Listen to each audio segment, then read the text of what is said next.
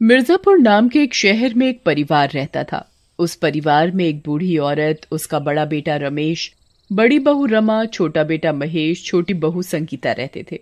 रमेश और रमा की एक 16 साल की बेटी थी जिसका नाम आशी था, और महेश और संगीता का एक 10 साल का बेटा था जिसका नाम डुगू था। उस घर में बस बड़ी बहू रमा की ही चलती थी। रमेश की एक इलेक्ट्रॉनिक्स की दुकान थी जिसमें उसने अपने छोटे भाई महेश को नौकरी पर रखा हुआ था। रमेश दुकान पर पूरा दिन मेहनत करता था और घर में उसकी पत्नी संगीता काम में लगी रहती थी। घर के हर बड़े फैसले से लेकर राशन तक की छोटी छोटी चीजों तक रमा की ही मर्जी चलती थी। महेश और संगीता बहुत ही सीधे थे। वे उनसे परेशान थे पर कभी कुछ नहीं कहते थे। रमा एक अमीर घर से आई थी और संगीता एक गरीब, तो उस कारण भी रमा संगीता को अपने आगे कुछ नहीं समझती थी। एक सुबह जब रमेश और महेश दुकान जाने की तैयारी में होते हैं, संगीता, ओ संगीता, कहाँ है तू? इनको दुकान जाने में इतनी देर हो गई है और तूने अभी तक इनका खाना पैक नहीं किया। तुझे पता है ना त्योहार आ रहा है तो इनको दुकान जल्दी खोलनी होती है। जी दीदी, मैं बस करने ही वाली थी। वो मेरी तबीयत थोड़ी ठीक नहीं थी तो मैं वो पूरी रात सो ही नहीं पाई। सुबह जाकर आंख लगी तो उठने में देर हो गई। तेरी तबीयत तो काम करने के टाइम पर हमेशा ही खराब हो ही जाती है, कामचोर कहीं की। संगीता जल्दी जल्दी टिफिन पैक करके रमेश और महेश को दे देती है और वो दोनों दुकान के लिए निकल जाते हैं। उनके जाने के बाद संगीता अपने कमरे में जा रही होती है कि रमा फिर से उसे पीछे से आवाज देती है, अभी तो हम लोगों ने नाश्ता भी नहीं किया है, तू बिना नाश्ता दिए कहाँ अपने कमरे में चली जा रही है? अरे बहू, संगीता की तबीयत ठीक नहीं है, उसे जाने दे और थोड़ा आराम करने दे। आराम? और कितना आराम करेगी ये? और आप बीच में ना ही बोलो तो अच्छा होगा। जब देखो तब अपनी छोटी बहुरानी की तरफदारी करती रहती हो। अरे माँ, आप मेरे लिए परेशान ना हो। दीदी, मैं अभी नाश्ता बना देती हूँ। संगीता की तबीयत बहुत खराब होती है, उसकी कमर में भी बहुत दर्द होता है, फिर भी वो जैसे तैसे सबके लिए नाश्ता बनाती है। रमा और आशी फटाफट नाश्ता कर लेते हैं और बाकी लोगों के लिए कुछ भी नहीं बचाते। मम्मी, मुझे बहुत भूख लगी है। ताई और दीदी तो सारा नाश्ता खा गए, अब मैं क्या खाऊं? क्या मेरी शिकायत लगा रहा है अपनी माँ से? बहुत बोलने लगा है। चुपचाप जो फ्रिज में पड़ा है वो खा ले। और संगीता, तू छत पर जा और सारे कपड़े धो दे, पर उससे पहले पूरे घर की सफाई करके जाइयो। जी दीदी। संगीता पूरे घर की सफाई करती है, फिर छत पर जाकर पूरे घर के ढेर सारे कपड़े धोती है। कपड़े धोने के बाद संगीता कपड़े सुखाई रही होती है कि तभी रमा आ जाती है। जरा सा काम करने में पूरा दिन निकाल देगी क्या? बाजार से सामान भी लेकर आना है, वो कौन लाएगा? दीदी, मैं ले आऊंगी। ठीक है, चल मैं पार्लर जा रही हूँ, मुझे अपने लिए कुछ शॉपिंग भी करनी है तो मैं थोड़ा लेट हो जाऊंगी, इसलिए जब तक मैं वापस आऊं मुझे रात का खाना तैयार मिलना चाहिए। ठीक है दीदी। रमा पार्लर चली जाती है और संगीता बेचारी घर पर अकेली पूरा दिन काम करती रहती है। रमा के ऐसे बर्ताव के कारण उससे सभी दुखी थे, पर कर भी क्या सकते थे। अगर कोई कुछ बोलता तो वो अपने पति रमेश से शिकायत कर देती और वो हमेशा घर छोड़ने की धमकी देने लगता। बूढ़ी माँ अपने परिवार को अलग होते भी नहीं देख सकती थी, इसलिए बस सब कुछ चुपचाप सह रही थी। संगीता और महेश को इसलिए सहना पड़ता था क्योंकि महेश रमेश की दुकान पर ही काम करता था। उसके पास ना तो कोई दूसरी नौकरी थी, ना ही इतने पैसे की कोई काम शुरू कर सके, इसलिए बस दोनों पति पत्नी भी चुपचाप सब सह रहे थे। रमा रोज पूरा दिन संगीता से काम करवाती और उसके बेटे को डांटती रहती। महेश बेचारा पूरा दिन दुकान पर मेहनत करता और बदले में उसे अपनी मेहनत के पूरे पैसे भी नहीं मिलते थे। संगीता इन सब चीजों से बहुत दुखी हो जाती है। मैं नहीं झेल पाऊंगी ये सब, इससे अच्छा तो मैं कहीं जाकर मर जाती हूँ। संगीता परेशान होकर एक रात पास की नदी में जाकर कूद जाती है। नदी के पास एक पीपल का पेड़ होता है और उस पेड़ पर बैठी एक चुड़ैल ये सब देख रही होती है। अरे, ये औरत पानी में कूद क्यों गई? ये आखिर मरना क्यों चाहती है? मुझे इसे बचाना होगा। चुड़ैल संगीता को बचा लेती है।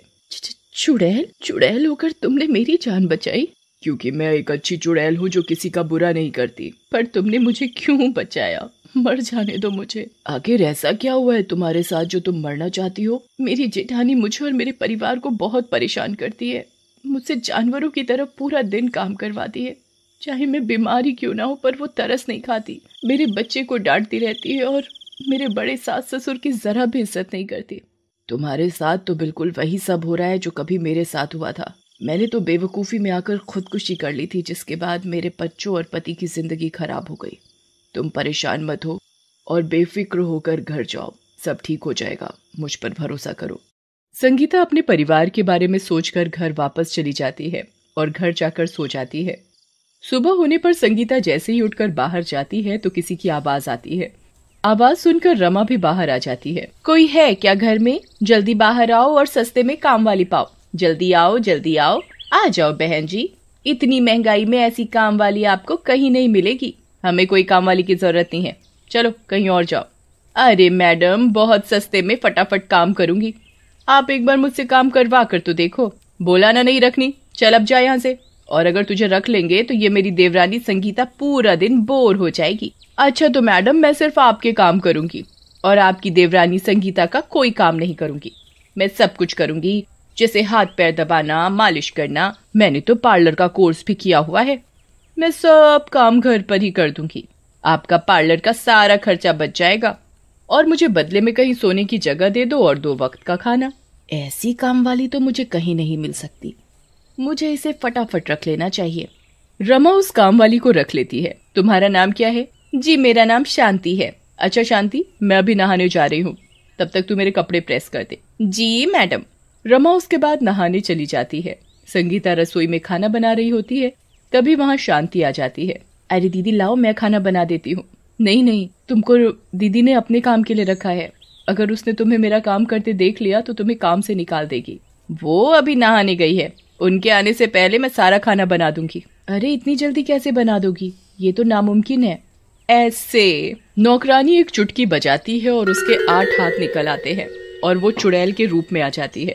अरे शांति, तुम तो वही कल रात वाली अच्छी चुड़ैल हो ना? तुम यहाँ कैसे? मैं यहाँ तुम्हारी मदद के लिए आई हूँ। अब तुम्हें परेशान होने की कोई जरूरत नहीं, मैं सब ठीक कर दूंगी। चुड़ैल अपने एक हाथ से आटा लेती है, एक से आटे में पानी डालती है तो एक हाथ से उसे गूंथ देती है। दूसरी तरफ एक हाथ से वो सब्जी काट देती है तो एक हाथ से कढ़ाई में तेल मसाले डाल देती है और एक हाथ से सब्जी चला रही होती है और बाकी के 2 हाथों से वो फटाफट पराठे बना देती है। संगीता ये सब देख बड़ी हैरान होती है, पर उसे खुशी भी हो रही होती है कि अब उसके साथ उसकी मदद के लिए कोई है। तुमने तो मेरा सारा खाना बना दिया, चलो अब मैं जाकर सफाई कर देती हूँ। अरे मैं हूँ ना, अब तुम्हें कोई काम करने की जरूरत नहीं। चुड़ैल फटाफट अपने 8 हाथों का इस्तेमाल करके पूरी रसोई को साफ कर देती है। उसके बाद वो पूरे घर को शीशे की तरह चमका देती है और रमा के कपड़े भी एक चुटकी में प्रेस करके रख देती है और फिर से एक नौकरानी के रूप में आ जाती है। रमा नहा धोकर तैयार होकर बाहर आती है तो साफ घर और खाना बना हुआ देखकर हैरान हो जाती है। कमाल है, पूरा घर इतना साफ और इतनी जल्दी सारा खाना भी बन गया। ऐसा कैसे हो सकता है? संगीता, तेरे हाथ कब से इतनी तेज चलने लगे? काम चोर कहीं की। जी दीदी, वो मैंने सोचा जल्दी काम कर लूं, वो कपड़े भी धोने थे बस इसलिए। हाँ तो यहाँ खड़ी क्या मेरी शक्ल देख रही है? जा और जाकर कपड़े धो। और हाँ शांति, तू चल मेरे कमरे में, मेरे सर की मालिश कर दे। जी मैडम, मैं आपकी ऐसी मालिश करूंगी कि आप जिंदगी भर याद रखोगे। अरे वाह शांति, तेरे हाथों में तो जादू है। मजा आ गया। मजा तो कल आएगा जब तू धीरे धीरे गंजी हो जाएगी। मालिश करने के बाद चुड़ैल छत पर जाती है। संगीता चल अब तू साइड हो और देख मेरा कमाल। चुड़ैल फिर से अपने असली रूप में आ जाती है और फिर से उसके 8 हाथ निकल आते हैं। चुड़ैल 1 मिनट में सारे कपड़े धो देती है और फटाफट रस्सी पर भी सुखा देती है। चुड़ैल की मदद से संगीता के सारे काम चुटकी में हो जाते थे। दोनों बहुत ही अच्छी सहेलियां बन गई थी और अक्सर अकेले में खूब बातें करती थी। ऐसे ही दिन बीतते चले गए। चुड़ैल की मदद से संगीता का जीवन बहुत ही अच्छा हो गया था, पर रमा का बर्ताव हमेशा सबको दुखी करता था। एक दिन सिलेंडर फट जाने से घर में आग लग जाती है और रमा उस आग में फंस जाती है। बचाओ बचाओ, कोई है, मुझे बचाओ। संगीता और उसके सास छत पर बातें कर रहे होते हैं और अचानक उन्हें रमा के चीखने की आवाज आती है। अरे ये तो दीदी की आवाज है। संगीता फटाफट नीचे भागती है। संगीता मेरी बहन, मुझे बचा लो।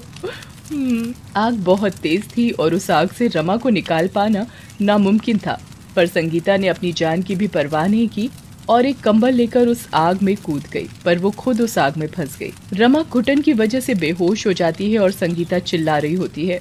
शोर सुनकर वहाँ चुड़ैल आ जाती है और एक चुटकी में आग बुझा देती है, पर उस आग में संगीता के हाथ जल जाते हैं। थोड़ी देर बाद रमा होश में आती है। संगीता, मैंने हमेशा तेरे साथ इतना बुरा किया, फिर भी तूने मेरी जान बचाई। तेरे तो हाथ भी जल गए, आज तूने अपनी जान की भी परवाह नहीं की। मुझे माफ कर दे संगीता, अब से मैं तुझे अपनी छोटी बहन की तरह रखूंगी। उस दिन के बाद रमा बिल्कुल बदल गई। सारी बात जानकर रमेश भी बदल जाता है और सभी हंसी खुशी साथ रहने लगते हैं। चुड़ैल को एक अच्छा काम करने की वजह से मुक्ति मिल जाती है।